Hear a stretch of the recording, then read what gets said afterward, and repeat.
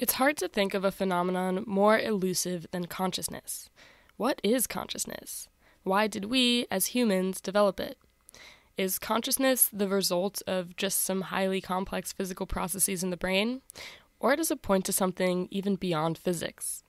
Not only are these questions interesting, but they also touch at something at the core of what it means to be human. Today on our show, with the help of a special guest, we're going to explore the question of consciousness and how it might relate to the laws of physics and to the emergence of virtual worlds and AI in our lives. This episode of Why This Universe is supported by Wondrium. Wondrium offers thousands of video and audio courses on a huge range of topics. I've been listening to Wondrium for years, and I've enjoyed courses on everything from philosophy and history to literature, math, and science. One of the courses I've been listening to lately is on America's musical heritage. So you might not know this, but I don't just do physics, but music is a big part of my life, and I'm especially a huge fan of the early roots of American music and its tradition. So this 12 lecture series from Wondrium on this topic really covers it beautifully, covering what led up to things like country and jazz, culminating in the music of New Orleans, some of my favorite stuff right there. So if you want to know more about the American musical tradition or about anything else, you should check out Wondrium and give them a try. You can sign up for Wondrium now through our special URL to get a free month of unlimited access. Just go to wondrium.com/universe. That's wondrium.com/universe. You're listening to Why This Universe, a podcast where we break down the biggest ideas in physics. I'm Shalma Wegsman. And I'm Dan Hooper.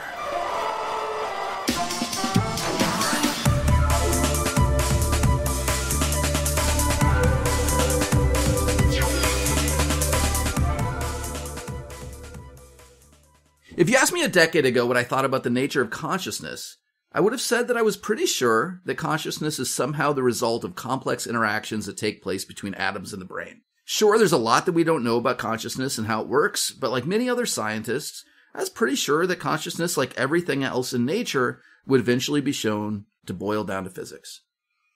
That's what I thought until I read this fascinating book called The Character of Consciousness, written by a philosopher and cognitive scientist named David Chalmers. To my surprise, this book really made me reconsider my position on consciousness. And Chalmers in his book made a really compelling case that whatever consciousness really is, it doesn't seem to be something that can be a simple consequence of physical laws. To somebody who always considered themselves a materialist, such as myself, this was a truly radical position, but it's also a position that Chalmers seems to be very capable of defending. So today on this podcast, we have a real treat. Very happy to have David Chalmers here with us on this podcast. He's a professor of philosophy and neuroscience at NYU, and he's one of the most influential philosophers in the world today. Welcome, David, to Why This Universe. Thanks, Dan. It's great to be here. Of all the books I've read in the last 10 years or so, I can't think of any that have changed the foundations of my worldview as much as yours. So this is really means a lot to me. Maybe as a starting point, you can just tell our audience a little bit about your background and maybe summarize, if you can, your views about science and philosophy. Sure. I actually started out as a math and physics geek, or maybe a math, physics, and computer science geek. I'm from Australia, did my first degree at the University of Adelaide, mostly in math, actually, pure math, but a lot of physics and computer science along the way. And I went to Oxford, got halfway through a doctorate in math, and I just started getting obsessed by the problem of consciousness, which had always been a bit of an interest of mine.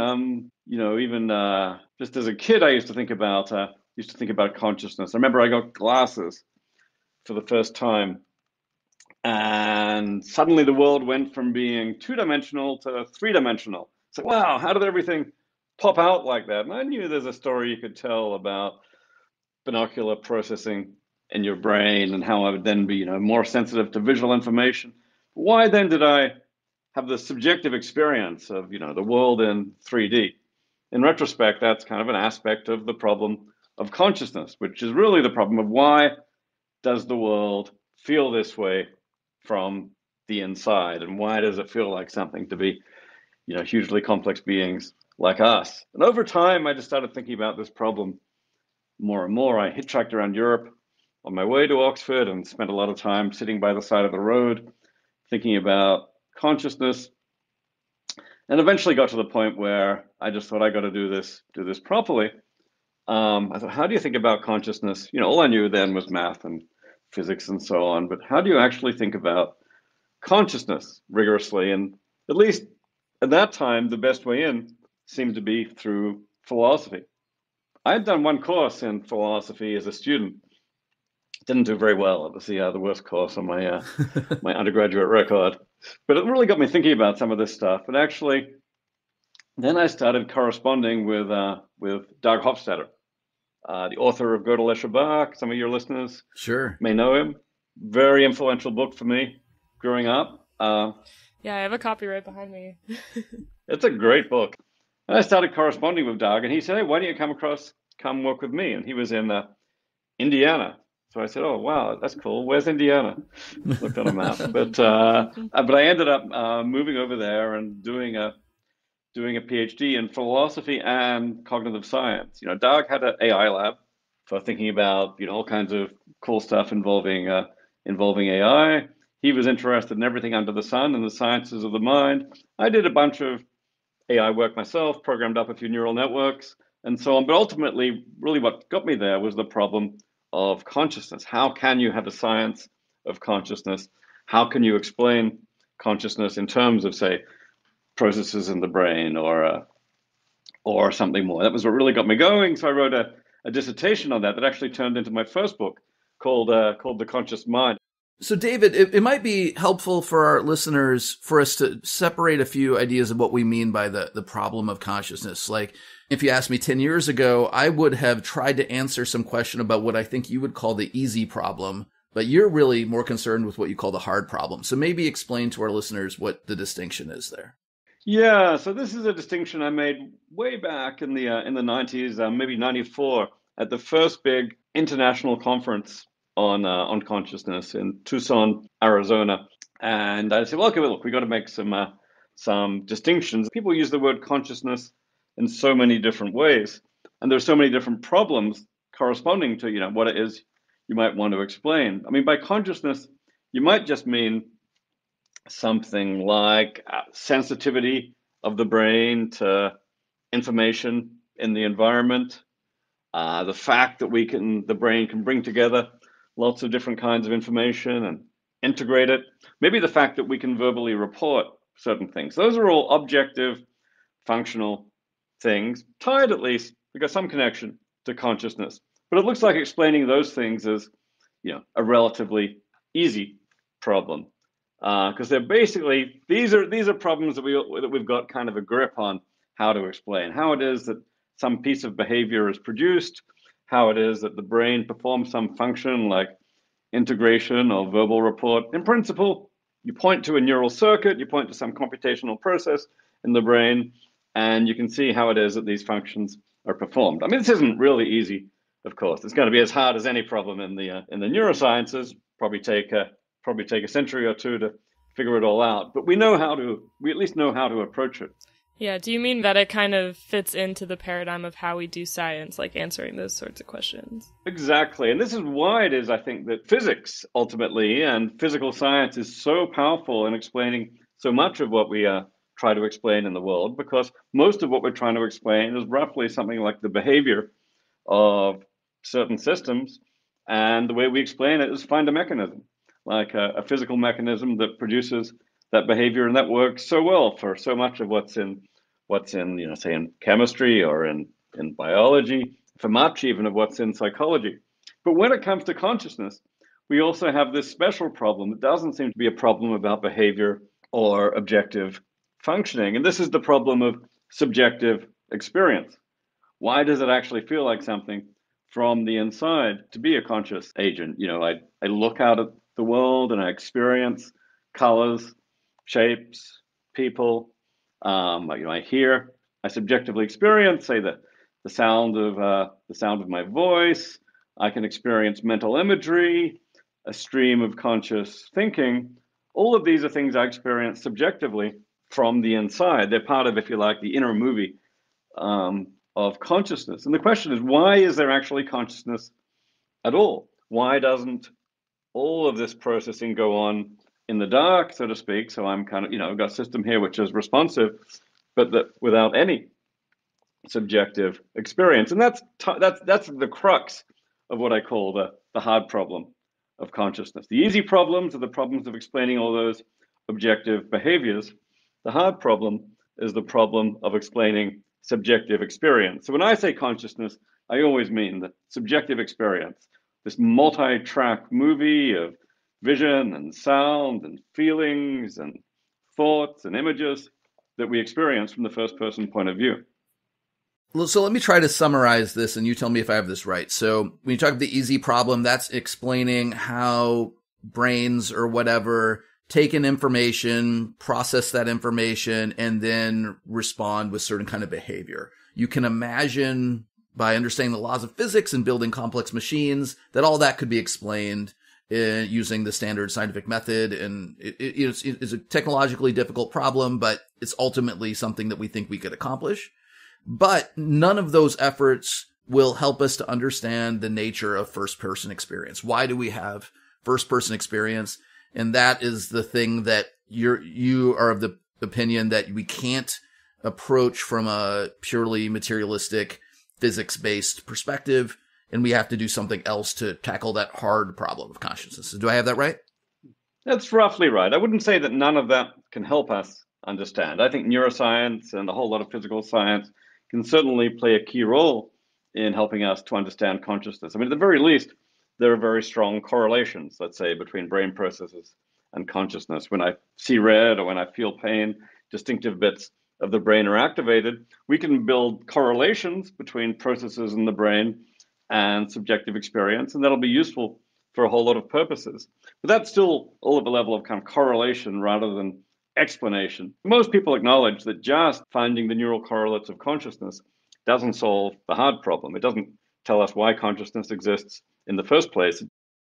You can make this contrast with the philosopher's thought experiment of the philosophical zombie, a creature who is just like us but without consciousness. Now, we are not philosophical zombies, or at least I am not. I am conscious, I'm sure of it. And I'm pretty confident that you guys are not zombies. I'm sure I'm not. You're enough like me. Good to know, Shalma. I'm not so sure. Okay. Some days, I know. But then the question is, even if we're not philosophical zombies, the question is, why are we not? Right. Why didn't, say, when God created the universe, just here using God as a metaphor, put all this physics into place, why didn't that result just in a world of unconscious zombies? Our world is not like that. It seems to have consciousness in it. That kind of, at least to some people, suggests that consciousness could involve something over and above physics, because it's hard to see, at least, how any of that physics and any of that complexity is going to necessitate the existence of consciousness.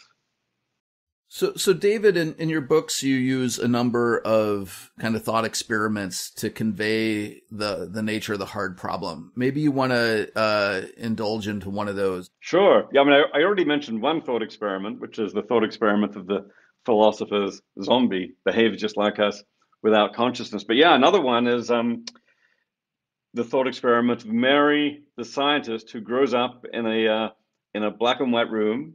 She never has any experience of colors other than black, white, and shades of gray. I mean, it's kind of implausible this way. So maybe it's better to make her colorblind, so she just can't experience colors at all. But she goes on to become, the world's leading expert in color science. She knows all about the objective features of colors, the wavelengths, the associations, the connections to processes in the brain. She knows what happens in the visual cortex when you experience a color. But it seems like there's something absolutely crucial that she doesn't know about color. She doesn't know what it's like to experience red. She doesn't know about the subjective experience of redness, something all of us who are not colorblind know very well. Right, but it's subjective in that it's different for all of us, right? Like each conscious being has a different experience of red, right?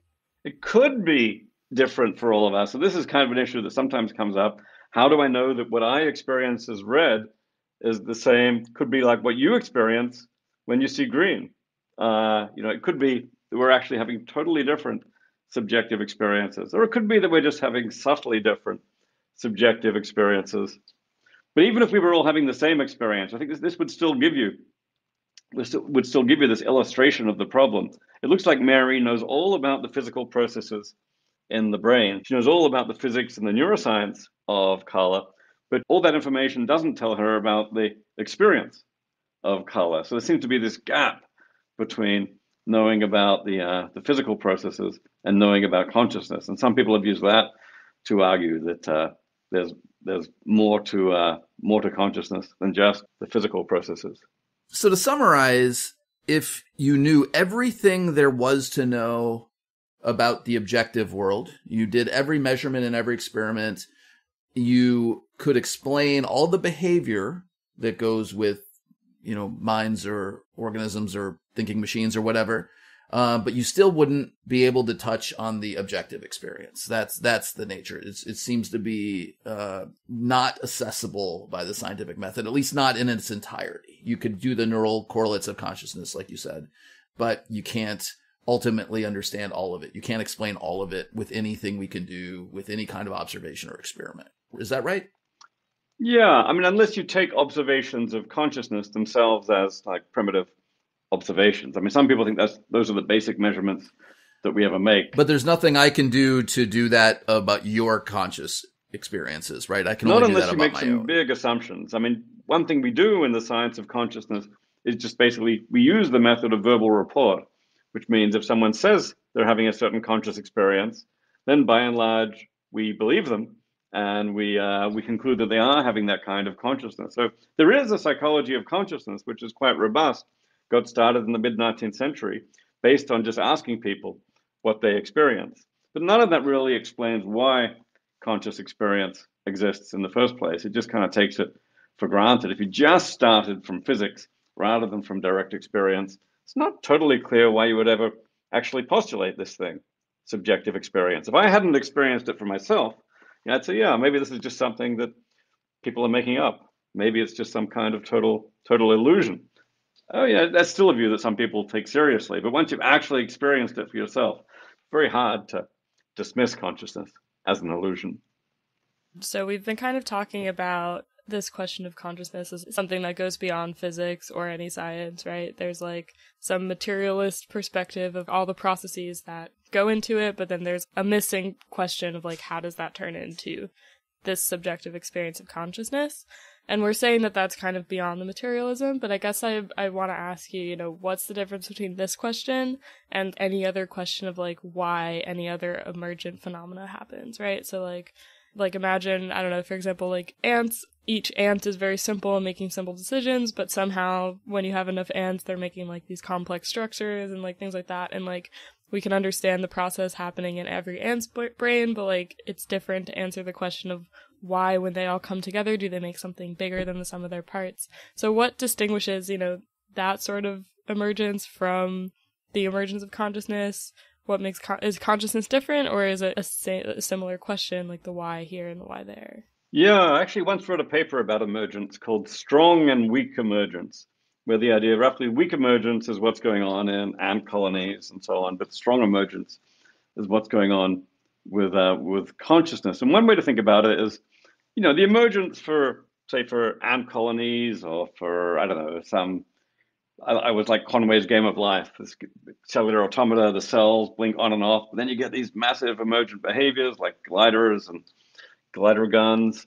But in those cases, you can totally explain why it is that the high level phenomena emerge. I mean, you've got to trace through a lot of complexity involving the ants or the cells, but ultimately what you're trying to explain is the objective functioning of these systems. And you trace the story well enough about the rules governing the cells, you can see why, with the right initial conditions and the right cells and the right rules, you would have to get that, you would have to get this behavior. And likewise, you can see why, given that ants have the relevant kinds of brains and are connected up in the right way, that the colony will behave like that. So in these cases, you don't really get the explanatory gap. In the case of consciousness, on the other hand, looks like you can, stare as hard as you like at all that stuff about the brain and the neurons. I mean, that will give you some weakly emergent phenomena, like, the behavior of the brain, learning, memory, language, all that will be kind of like analogous to what the the ant colony is doing. And you trace the story about the interconnections between the neurons enough, you can see how those behaviors will emerge. But when it comes to consciousness, subjective experience, we just have this big gap because what we're trying to explain isn't really a matter of objective functioning at all. It's a different kind of thing. So that's what I call strong emergence. Weak emergence is when the emergent phenomena is predictable in principle, although maybe with great difficulty in practice from the basic components. Whereas strong emergence is when emergent phenomena is not really predictable or deducible, even in principle. You need some new fundamental principle to cross the gap. And this is what actually led the classical emergentists said, when you find strong emergence or the equivalent, you basically need something like a new fundamental law to say, when you've got physical processes like this, you get consciousness like this. Nobody thinks you need new fundamental laws for weak emergence, like ant colonies. But in the case of consciousness, many people, including me, would speculate at least that to close these gaps, we need something new and fundamental in the system. Maybe even something on a par with laws of physics, a law of consciousness. What about this? What if I were to imagine that I'm the only conscious being and everybody else is a philosophical zombie? Then the hard problem goes away, right? Then it all becomes every consciousness that exists, I'm privy to. I can study it objectively. And then there's no explanatory gap. If I take that incredible leap of assuming that David and Chalmers and everybody else, it has no first-person experience, then I solve the problem. It just at a great cost of believing there are no conscious beings other than myself. Is that right? I would say the hard problem is still there, even in your own case. You might have wanted to be a physicalist, saying everything in the world can be explained in terms of physics. And getting rid of consciousness from everybody else might help in that project. But there's still your own consciousness to explain, and the very existence of your own consciousness. So, you might want to hypothesize, my consciousness comes from my brain and physical processes, but there's going to be exactly the same gap. All right, so even solipsism doesn't resolve the issue. I see. Okay. So most philosophy you might pick up off the bookshelf and read these days, or any days really, is almost timeless. Like, if I pick up Plato, it is as relevant now as it was 2,500 years ago or whenever it was written, or if I pick up Locke or Hume or whatever.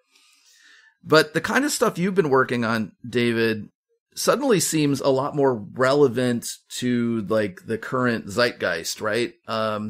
With the idea of consciousness and the connection of like virtual worlds and existing in, online or virtual states or something. And you've been thinking a lot about this now, in particular this new book out called Reality Plus. And in it, you argue, contrary to what I think a lot of people's intuition would say, is that living in a virtual sort of environment, living in the Matrix or whatever, if you want to call it that, would be just as meaningful as living in something that we would call a real world.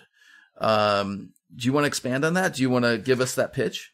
Yeah, so this is part of a genre I call techno-philosophy. Yeah. Which is thinking philosophically about technology, but also using technology to think through very deep traditional philosophical problems, including some of those problems you might have thought were timeless, like the mind and the body, the nature of reality, how can we know anything?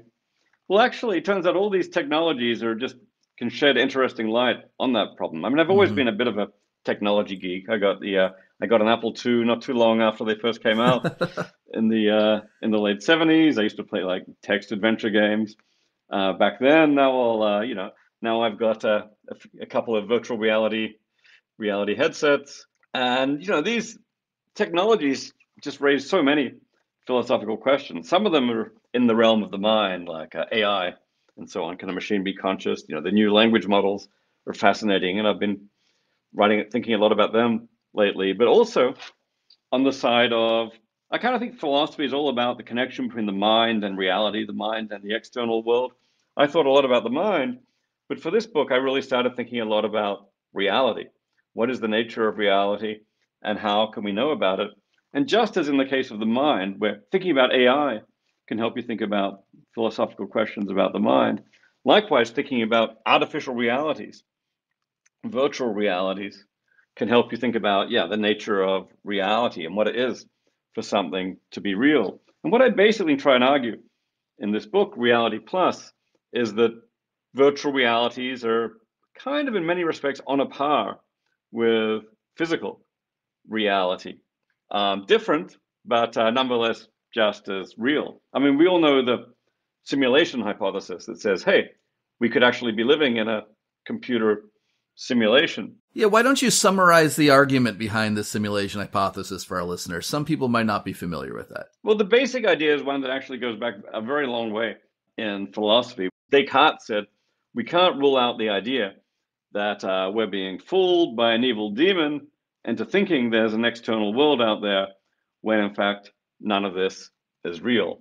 Sometimes it gets put in various philosophical traditions. How do you know you're not dreaming right now? And if you can't know that, how can you know anything is real? But the modern high-tech version is, how do you know you're not in a simulation right now? If you're in a good enough simulation, a really perfect future version of this, which is indistinguishable from physical reality, then maybe if you put someone in a simulation, connect someone up to a virtual world like that, it might just be indistinguishable from physical reality.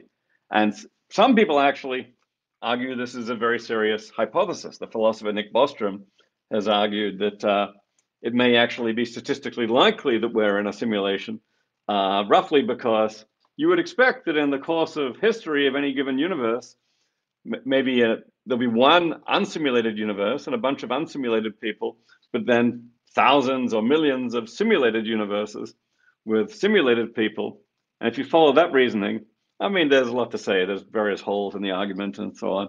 But if you follow that reasoning, it can at least make you take seriously the idea that most beings in the cosmos are actually inside simulations, which would make it plausible that you're in a simulation. But anyway, the thing which, so many philosophers move from here to like skepticism about the external world. Nothing exists, or we can't know about reality.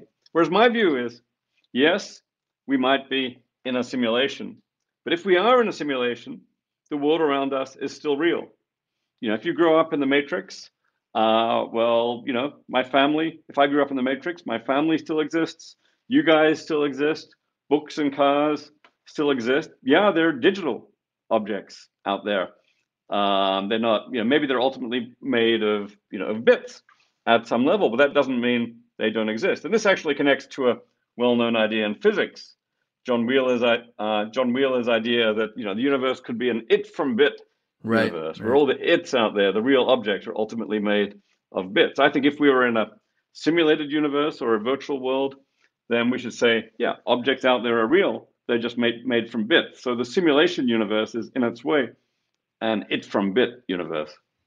So in the way we teach physics, we always start with objects like pieces of matter, and then work out later, usually in something like a statistical mechanics class, how information is encoded in that matter. But there's no reason the matter has to be the more fundamental level, right? That what you're saying in the it's from bits paradigm is that the information is the fundamental piece, and a kind of correlate to that, something that goes with that, is what we think of as matter, bits. Yeah, we're used to, I guess, bit from it. The bits inside a computer are made of implemented in some circuitry, but we could have it from bit, the bits underneath the circuits, or we could have a combination. I quite like the it from bit from what I call the it from bit from it idea, which is ordinary things in our world, particles, whatever, are made of bits, but then those bits might be implemented in some even more fundamental level, say in a computer in the next universe up, circuits in universe plus one. Then we'd have it from bit from it. Of course, it might go on beyond that. It from bit from it from bit from it from so on.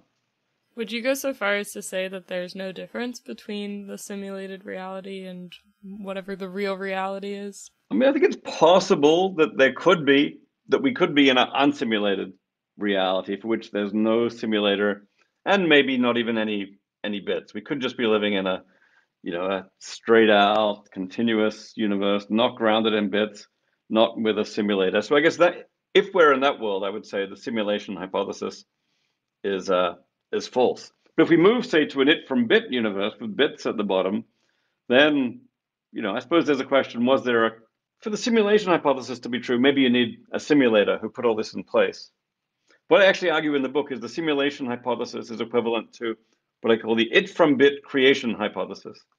If you have it from bit universe, and if you have someone, a creator, who put those bits in place, might just be a hacker in the next universe up. In fact, the paperback of this book, which is coming out just now, has got a picture on the cover of the simulator being a teenage hacker who created our universe. So if you've got a simulator and you've got it from bit, I say then you have simulation hypothesis. No difference between those hypotheses. Digital ant colony. Yeah. Or as kind of theology, if you like. Yeah. The simulator is like our Right. creator. She needn't be a terribly holy God or all good, but maybe all powerful and all knowing. Who knows? Depending on how much attention she's paying to this simulation. Yeah, I was gonna ask, does that at some point does this become kind of a moral issue, especially if we're thinking about new technology now and the fact that we are kind of creating VR, virtual reality, maybe Apple will come out with some headset, it's gonna change everything, and Meta is out here trying to create the metaverse, things like that. Is there a moral question in who that creator is on the one side of the simulation, if someone's unwillingly part of a simulation? Totally. I mean, the ethics of this is kind of mind-boggling. I mean, yeah, just say we had the choice to actually create full-scale simulated universes with any number of conscious simulated beings within them. Is that an okay thing to do? I mean, is it okay, for example, for them to suffer? No, well, that looks kind of horrendous. I don't know. Maybe are we obliged to only create the best of all possible simulations? So everyone is enormously happy. If we do the second best, are we being immoral? I mean, that's the kind of the science fiction side of this, which may well become possible within, say, decades or a century. But even before then, I think as you were saying, there are the virtual worlds that people are making right now. Meta is trying to create the metaverse. Apple is coming out with a product soon. There are already a lot of virtual worlds out there. Most of them for now are video game worlds, which are interesting in their own right, although somewhat limited. But there are also all these social virtual worlds. Second Life has been around now for a couple of decades. There are VR worlds like a VR chat, and this is kind of gradually moving in that direction of creating our own virtual worlds. And the people who create those worlds, just as if we're in a simulation, whoever created the simulation is like a god for us. Well, the people who create a virtual world, like a metaverse world, are in some ways a little like a god for that virtual world. So these days it's usually a corporation, like Meta. Meta creates their virtual world. Well, they have, in principle, they can be all-knowing. They can know exactly what's going on in there. They can be all-powerful. They can manipulate everything. And this already brings up any number of ethical and political issues. What are do people have a right to privacy in virtual worlds? Do people have a right to autonomy? And we're already seeing this kind of playing out in some of the existing virtual worlds. And you also find things like harassment and assault and so on can take place inside these virtual worlds. And some people say, "Oh, it's just a game, doesn't mean anything." But people experience this as real. And I think if you take the view that virtual worlds are real, then you have to really take seriously what happens in these worlds. It matters ethically, it's meaningful. You can have, people build relationships in these virtual worlds and maybe even end up, there was a cool documentary called We Met in Virtual Reality about, say, communities that build in VR chat and a couple who met there and ended up getting married in the external world. Yeah, I feel like on the one hand, it's almost like it's already happened a little bit. Maybe we don't have a VR world that we're all a part of, but, something like Facebook or Instagram, it's like it was its own version of a virtual world where, there's these, a whole new social dynamic and a whole new way to live coming from this. And we did see it actually have, real effects from the scale of individuals' mental health to political changes, all coming from the way that this virtual world is run. And obviously there's all the ethical questions from that, maybe it already was kind of like a god or a theology. We're letting this person kind of dictate the world that we live in without even noticing that we're agreeing to it. Yeah, I mean, social media is like all this kind of in miniature, and yeah, even without a full scale virtual world, it's still a very heavily digital environment in which people are interacting. So yeah, I mean, virtual world is going to like do this on steroids with actually, an immersive three-dimensional space. And in fact, there used to be this expression, I guess it still exists, IRL, or in Right, real life, right. that contrasted real life with digital life, and the idea was digital life is not real. And maybe back in the 90s there was something to that, but these days, so much of everyone's life is digital. It just seems kind of ridiculous to me to use this expression anymore. So we know perfectly well that what happens in social media and so on is totally real. It can affect your life just as much as any other part of your life. So I prefer like IPL or IDL in physical Physical life and world. digital life and virtual Yeah. life, but they're all real. Yeah, well, that's the other thing I was going to ask, because you kind of, even in telling the story of the two people who met on VR chat or wherever they met and then got married in the real world, you still kind of distinguish real world and the VR world. And Didn't I I say wonder, didn't I say physical world? I try to I'm say not sure. We're physical going to have world, to but listen back on it's that one. possible I might have slipped. I mean, I do slip occasionally. But do you think that we're moving in the direction of these things no longer being separate? I think it's gradually moving in that direction. I mean, that said, VR technology is still pretty primitive, and there's a lot of hurdles to overcome. Everyone's waiting for augmented reality, where you just put on a cool set of glasses and they kind of project virtual worlds into the physical environment, and at that point, you're going to have a real mix of the virtual and the physical, potentially seamlessly. That seems to be, everyone. 10 years ago, we got these consumer level VR headsets from Oculus, the Oculus Rift, and so on. Now the Oculus Quest is pretty advanced for VR, but it's still a big, bulky headset that not that many people want to wear. But once this actually exists in the form factor of glasses that leave you in touch with the physical world and also project virtual environments in, I think that by that point we may no longer need smartphones. We may no longer need desktop computer screens because all the screens you ever need will be projected from your glasses. And I think that will make it. That's probably 10 years off. But once we have something like that, they'll be very deeply mixed, I think. Hmm. Sorry, I didn't mean to bring us too far away from consciousness, but I think it's interesting. It's all connected, and it's actually partly because we are all conscious beings that all this is so meaningful. I think the meaning in our life kind of comes from our consciousness and our connections to other people's consciousness, our relationships, our communities. So as long as in virtual worlds, we're conscious in those worlds and we're connected to other conscious beings, that's part of why I think we can have just, ultimately have the same degree of reality, of meaning, even authenticity in a virtual world, because the meaning kind of comes from us as conscious beings, and that meaning consciousness can be present equally in a physical world or in a virtual world. Can I ask why you decided to write about virtual reality and what's the link to you? What was the story between you thinking a lot about consciousness to thinking about that?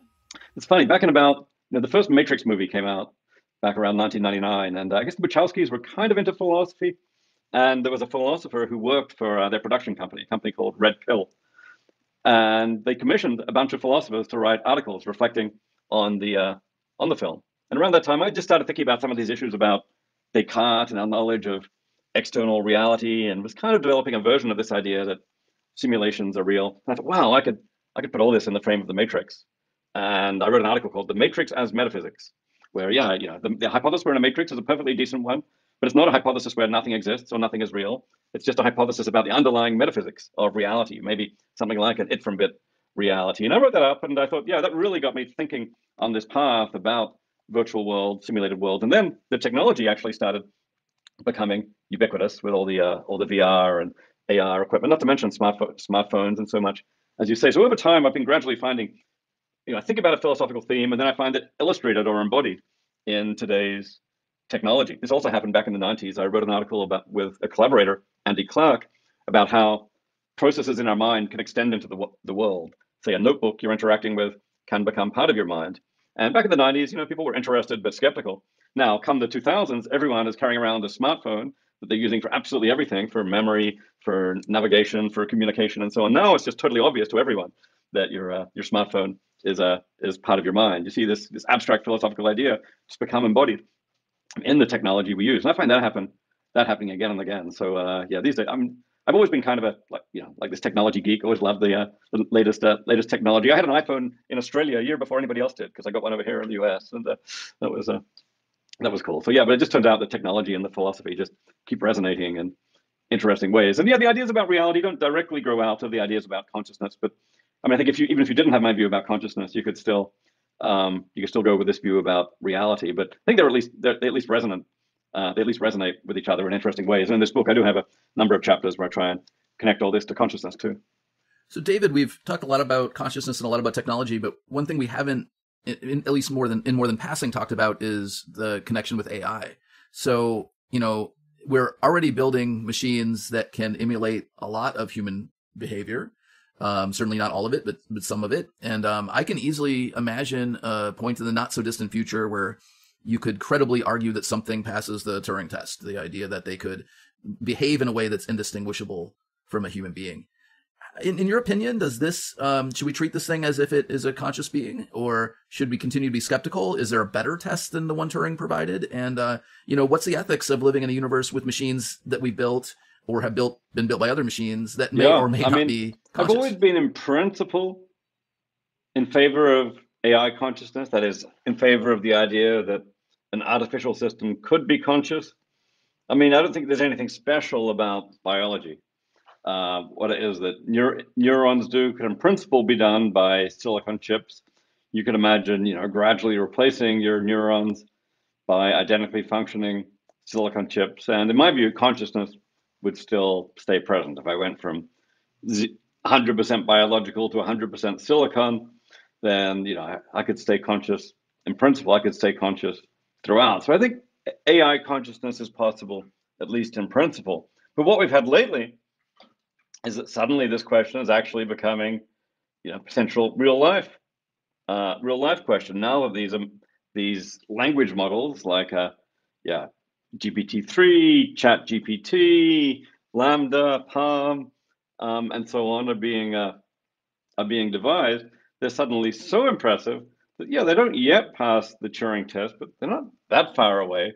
It's almost like they're at the level of a somewhat incompetent human, maybe like a 5-year-old kid or something. But from that level, So I'll admit, like a week ago, David, I went to GPT Chat with the intention of asking it to saying I was going to interview David Chalmers. What questions should I ask? And then use those questions. But it was oversubscribed. There were too many people using it, so I couldn't get in. But that was my plan originally. Okay, disappointing. Yeah, when GPT-3 first came out in 2020, somebody just ran an interview with me and based on some stuff I'd written. And, some people thought it was me. They put it online. Some people thought it was really me. I thought it was disappointing myself. Oh, wow. Someone said that sounded like you on a bad day. But yeah, no, they're getting better and better. So the question arises, are they conscious or could they be? It's a stretch. I think on standard assumptions from the science of consciousness, most likely not. They may lack some features that are required for consciousness. Certainly they lack senses and a body, which are central for the kind of consciousness that we have. That said, over the next 10 years, it looks like many of the things which might be missing will come to be present in these systems. Sensors and a body, world models, recurrent processes and memory, what they call a global workspace, maybe even some kind of unified goals and unified agency. Once all that's there, which it might be in 10 years' time, then the case for consciousness starts to look pretty different. So I'm thinking that even if these models right now are not conscious agents, it's entirely possible that in 10 years they might be. That's not to say they're going to have exactly human-like consciousness. Like dogs are conscious, mice are very likely conscious, even if they're not conscious in the way that we are. So it may be that these language models are going to have their very distinctive kind of consciousness. But I think this is coming, and we have to think about it. We also have to think if this is something we want. Do we actually? Shalma mentioned all those ethical questions. Do we have to give them the right to vote? Yeah. Do they have something like human rights? Yeah, and I feel like I'm also curious. Do we have responsibility in creating it seems like we have some control over, at least what they're learning based off of, do we have some responsibility to make sure that they are kind of positive consciousness? Teach your children well.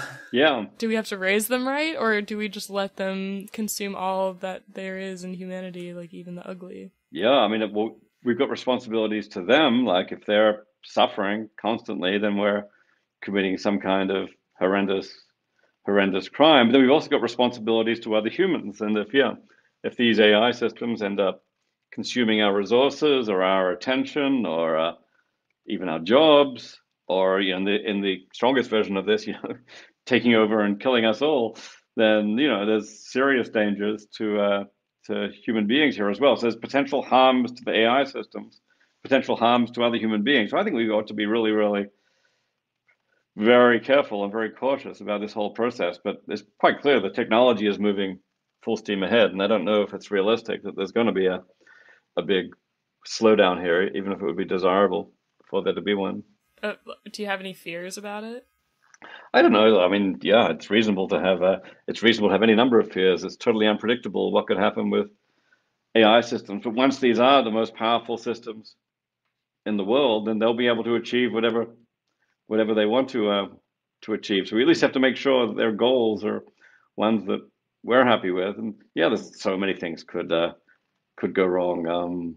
I'll just express total and abject terror at this question. Yeah. I have a hard time maintaining any modicum of optimism in light of this stuff. It looks all very bleak to me. I'm a natural optimist. I tend to be, glass half full, but I agree. There's just so many ways this could go wrong. I used to be an optimist. That has changed. Oh no. Oh, I'm sorry. Yeah. I'm still a pretty happy guy, but Well, now based on this conversation, I'm wondering if the AI it might be destined to be stuck as kind of those philosophical zombies that you mentioned, right? Having all the processes of memory and creativity even, but some lack of ultimate sense of being. Yeah, what could be worse? That'd be awful, right? I mean, what if we human beings are eventually replaced by philosophical zombies? As far as I'm concerned, the one thing that's really valuable in our universe is first-person experience. Maybe we're transitioning the universe without that. This is what people call the zombie apocalypse. The philosophical zombie apocalypse. Oh, I've never heard that phrase. That's great. Yeah. Unconscious beings. Really? Yeah, I've heard it occasionally. Okay. That unconscious beings will take over the universe and they'll do all this stuff, but there'll no longer be any meaning and any value in existence. That's a really horrendous outcome. It's funny because for some purposes, it might be good to have AIs be philosophical zombies. Just so you're worried that, for example, you're creating a conscious being and making it suffer or exploiting it to do your things for you. It could even be like a form of slavery. But if it's a totally unconscious being, maybe that's totally different. Then it's not suffering and it's not a person. So all this is fine. So for some purposes, it might actually be good to create philosophical zombies. But then you got to make sure the philosophical zombies don't take over the world. Well, that's a great note to end on. Actually, I think it is. I think that's just about perfect. Bleak. Yeah. Wow. We've got to make the Pride and Prejudice and philosophical zombies. I'd read that. Pride and Prejudice and zombies. Yeah. It's going to be similar to the original. It's hard to tell the difference from the outside.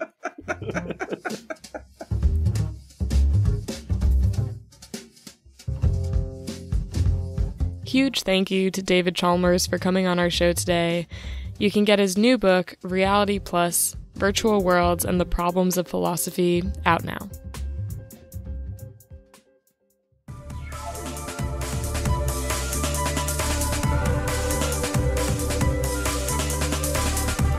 Why This Universe is brought to you by the University of Chicago Podcast Network.